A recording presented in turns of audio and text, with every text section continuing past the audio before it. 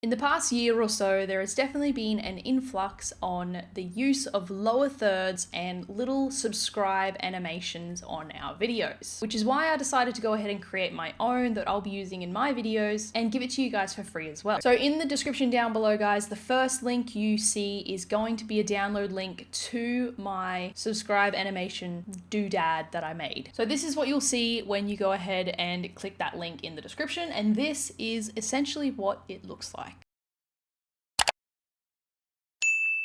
How do we download this and put it into our editing software to use for our own videos? When you go to this page, go up to where it says open and then click on that and then click download. That'll start downloading for you. It is in 1080p, so high definition. Go ahead and open up your editing software. I use Camtasia just because the interface is super simple for these types of videos that I create on this channel. Okay, so once you've got your editing software open, just go ahead and import the file that you just downloaded. Now go ahead and drag it onto your timeline. Okay, so now you've probably noticed that it is a green screen behind it. There are a few things that we need to do to go ahead and remove this. All different programs are completely different. For example, in Adobe Premiere Pro, you need to use the effect called Ultra Key or Chroma Key.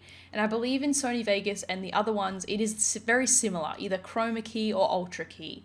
But in Camtasia and basic editing software like this, it is called remove a color. So I'm going to go ahead and it'll be very similar in the other programs. Just basically click and drag that onto your video. So for tutorial's sake, I'm going to pop a video directly behind the subscribe button just to show you how you can remove this green color. So essentially we need to go ahead and eye tool the color behind the subscribe button like so. That'll go ahead and remove that for us. Now, if we zoom in just a little bit, we can see that there is a green line around the outside of our animation. To remove this, we need to go ahead and mess around with the Ultra Key or Chroma Key settings. So I'm going to go ahead and do that now. That looks much better. Let's go ahead and have a look at that. Now, you can go ahead and resize this as well, because a lot of people like to resize it and put it in the corner of their videos, just like so, which will end up looking something like this. Perfect. And you can also go ahead and add in a fade at the start and the end of the animation as well, just to make it fade in and then fade out. Click the link in the description down below and grab a copy of this for free,